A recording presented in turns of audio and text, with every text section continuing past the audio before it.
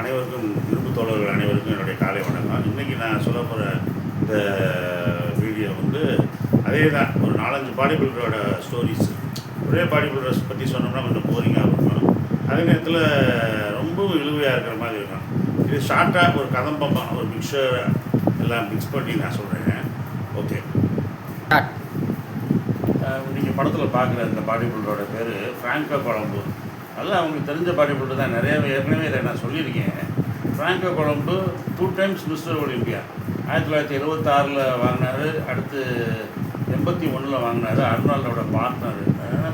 இது என்ன ஸ்பெஷாலிட்டினா, இவர் வந்து இத்தாலியிலேருந்து வந்தார்.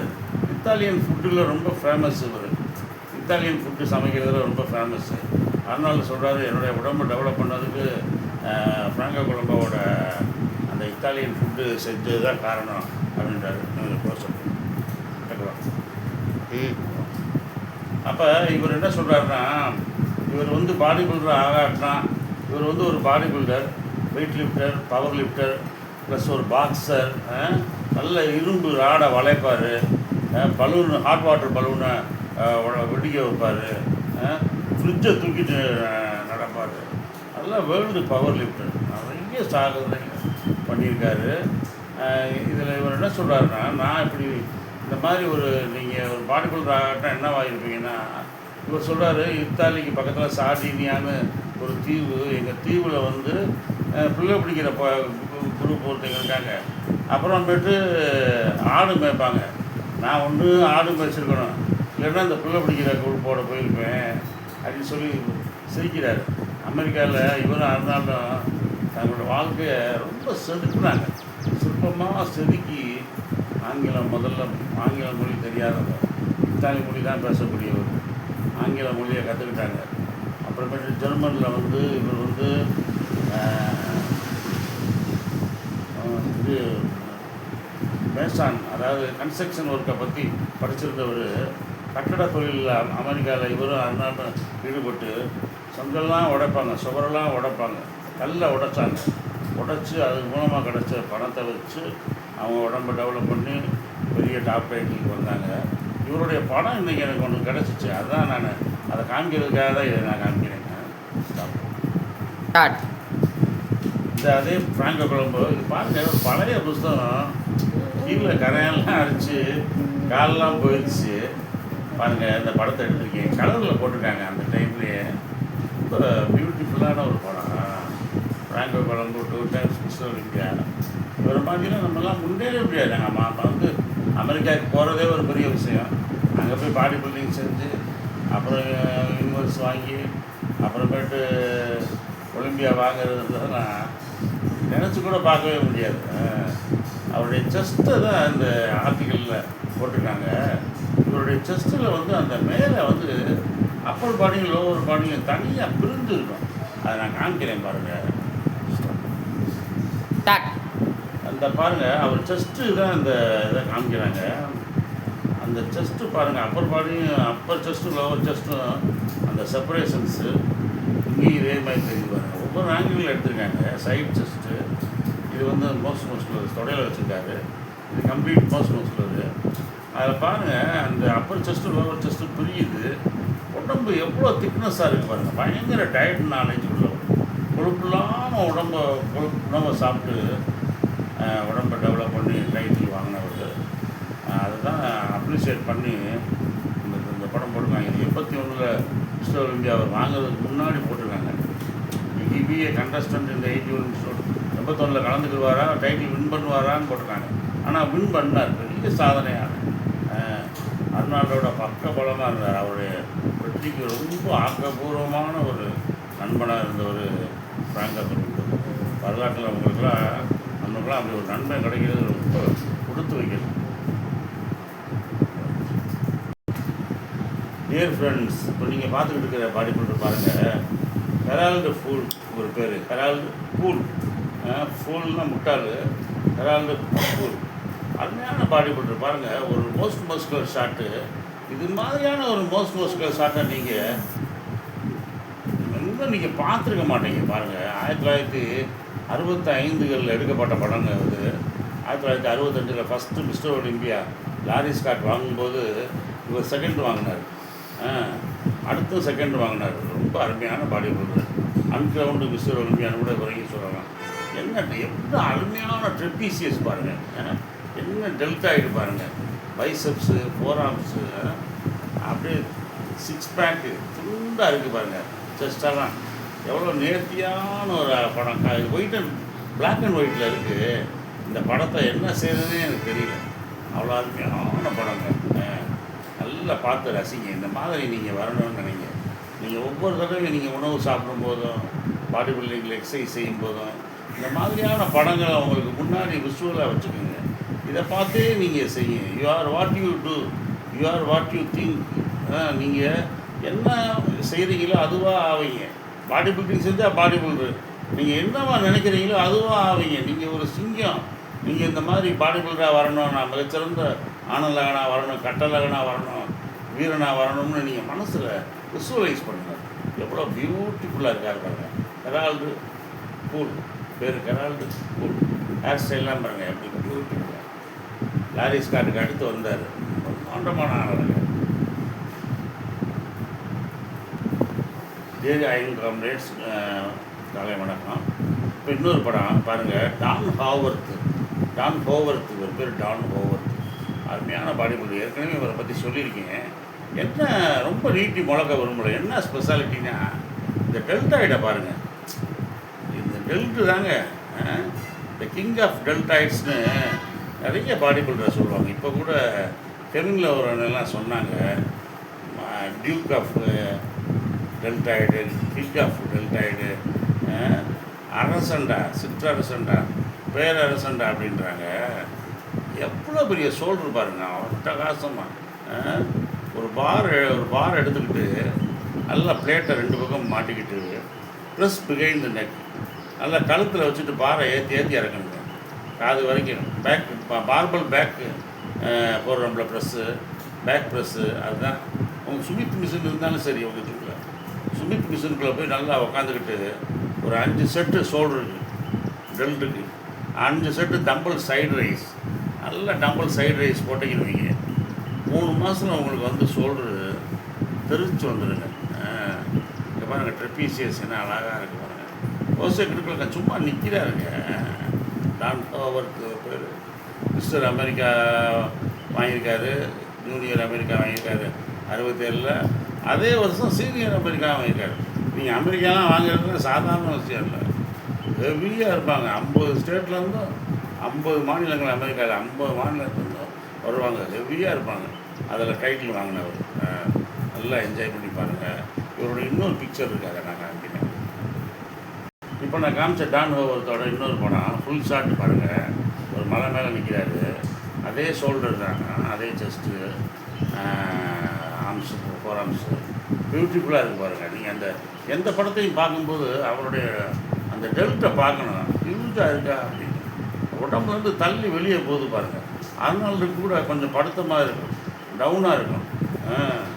இவங்களுக்கு எப்படி எஜெக்ட் ஆகி ப்ரொஜெக்ட் ஆகிருக்கு பாருங்கள். இந்த மாதிரி ஷோல்டர் ஏற்றுறதுக்கு தான் நான் சொன்னேன் உங்களுக்கு. Press behind neck, barbell press பேக்கில் போடணும். Side rice, tumble side rice, ஒரு பார்பல் ப்ரெஸ் பேக்கில் போட்டு ஒரு டம்பிள் சைடு ரைஸ். அடுத்த செட்டு சூப்பர் செட்டாக ஒரு 2 மாதத்துக்கு கழித்து சூப்பர் செட்டாக போடணும். போட்டால் டெல்டாய்டு துண்டாக புரிஞ்சு வந்துடுங்க.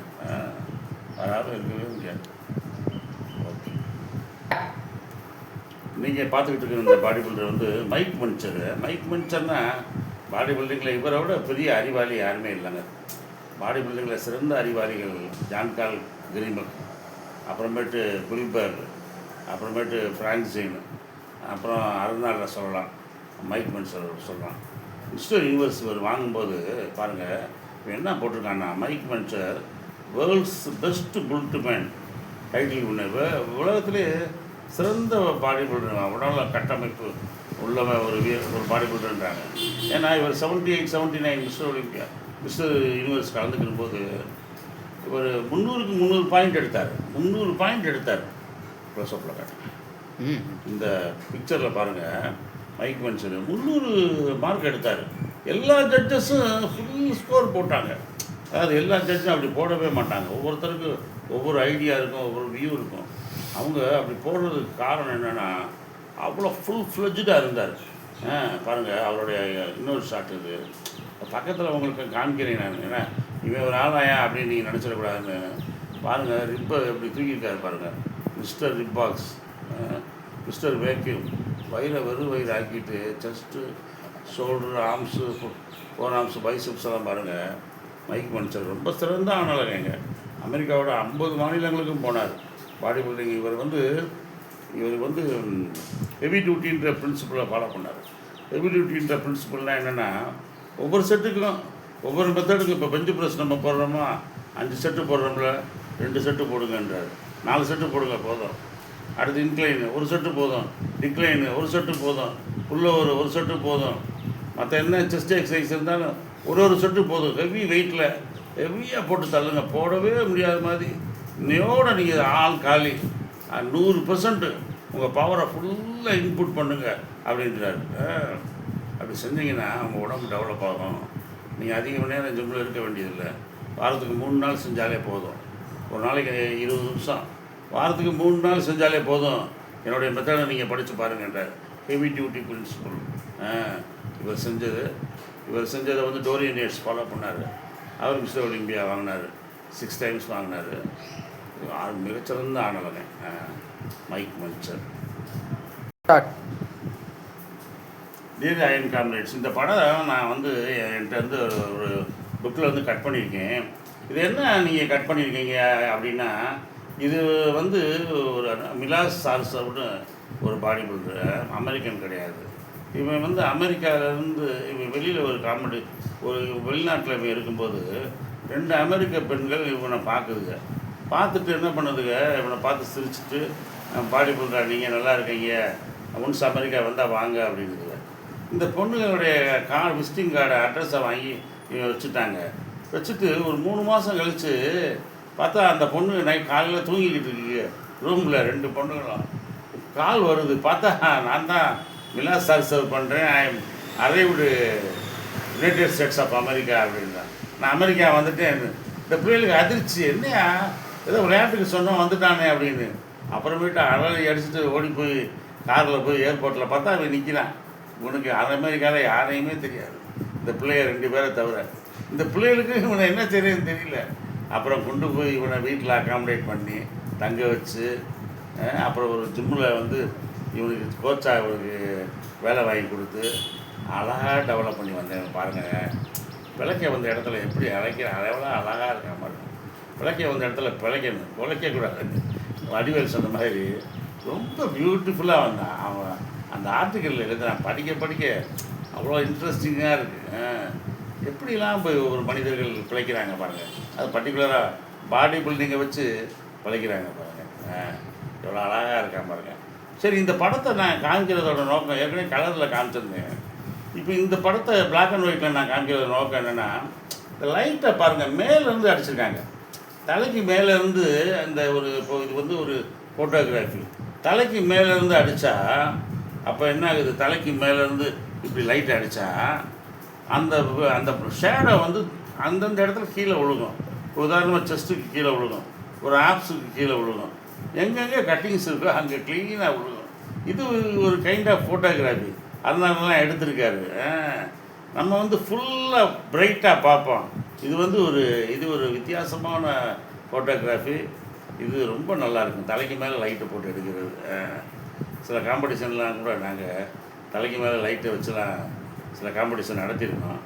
ரொம்ப நல்லாயிருக்கும், ஃபோட்டோஜெனிக்காக இருக்கும். ஓகே, மிலாஸ் சார்சவ். நான் ஏற்கனவே சொன்னேன் பார்த்தீங்களா, தலைக்கு மேலே லைட் அடித்தா எப்படி பாருங்கண்ணே. அவர் ஹேரு கூட, அந்த ஹேர் ஸ்டைல் கூட பிளாக்காக விழுந்துருக்கு பாருங்கள். அப்புறம் அந்த தலை விழுந்துருக்கு பாருங்க கழுத்தில். அப்படியே ஒவ்வொரு இடத்துலையும் ஷோல்டர்ஸில் எல்லா இடத்துலையும் லைட்டிங் எப்படி அடிச்சிருக்காங்களோ அதுக்கேற்ற மாதிரி ஒரு ஃபுல் ஷாட்டு, ஃபுல் ப்ரொஃபைலு. அதாவது ஒரு வியூவில் காமிக்கிறாங்க. 2வது பாருங்கள், ஃபுல்லாக இருக்கார், போஸ்டிங்கே பண்ணலை, சும்மா நெல்லியா அப்படின்றாங்க ஃபோட்டோகிராஃபரு. சில ஃபோட்டோகிராஃபரு கான்ஃபிடெண்ட்டாக எடுப்பாங்க, அழகாக அவ்வளோ நீ பயப்படாத நெல் அப்படின்பாங்க. அந்த ஃபோட்டோகிராஃபர் தாங்க நம்மளுக்கு கிடைக்கணும். அருமையான ஃபோட்டோகிராஃபராக நீங்கள் இருந்தீங்கன்னா இந்த மாதிரியான ஃபோட்டோக்கெல்லாம் வெளுத்து வாங்கலாம். உங்கள் உடம்பையும் நீங்கள் இந்த மாதிரியெல்லாம் லைட்டிங் போட்டு எடுங்க, பியூட்டிஃபுல்லாக இருக்கும். அடுத்த படம் பாடி பில்டிங்கில் அவ்வளோ டெக்னிக் இருக்குது. ஃபோட்டோஜெனிக் ஃபேஸாக இருக்கணும், நல்ல ஃபோட்டோகிராஃபராக இருக்கணும், உங்களை அழகாக எடுக்கணும், பல விஷயங்கள் இருக்குது. ஓகே, ரசித்து பாருங்கள். இன்னும் ஒரே ஒரு படம் போட்டுங்க அப்படின்னு பாருங்கள். அதான் ஃப்ரண்ட் லேட் ஸ்ப்ரெட் கொடுத்துருக்காரு. இந்த லைட் அடிச்சுட்டாங்க, ஒரு ஷோல்டரில் தான் விழுந்துருக்கு, ஒரு ஷோல்டரில் விழுந்துருக்கு. அதே மாதிரி பாருங்கள், ஒரு ரோப்பை வச்ச மாதிரி இருக்காரு. இப்படி நிறைய பாடி பில்டருக்கு ரோப்பை பிடிச்ச மாதிரி இருப்பாங்க. அதெல்லாம் எப்படி கிளாசிக்கல் ஷாட்டுங்க. இதெல்லாம் போசிங் கொடுக்கவே முடியாது. நம்ம கையை வச்சு டைட் பண்ணி, உடம்பு டைட் பண்ணியே கொடுக்கணும். கையை மடக்கலாம் முடியாது, காலெலாம் மடக்க முடியாது. வித்தியாசமானது. அதான் கிளாசிக்கல் ஷாட்டுங்க. அதை எழுதிட்டாங்க. இந்த கிரேக்க ரோம சிலைகள் மாதிரி, சிற்பங்கள் மாதிரி எழுதுகிறோம் அப்படின்னு. அதாவது மைக்கேல் ஏஞ்சலாவும் லியோனார்டோ டாவின்சியும் வரைஞ்ச சிற்பங்கள், வரைஞ்ச ஓவியங்கள் மாதிரி ட்ரை பண்ணியிருக்காங்க. இது வந்து ஒரு மாடர்ன் டே ஃபோட்டோகிராஃபி தெரிஞ்சவங்களுக்கு தெரியும். அருமையான பாடி பில்டர். நீங்களும் உங்களை வந்து இந்த மாதிரி செதுக்கின மாதிரி வித்தியாசமாக ஆகிடுங்க. தேங்க்யூ.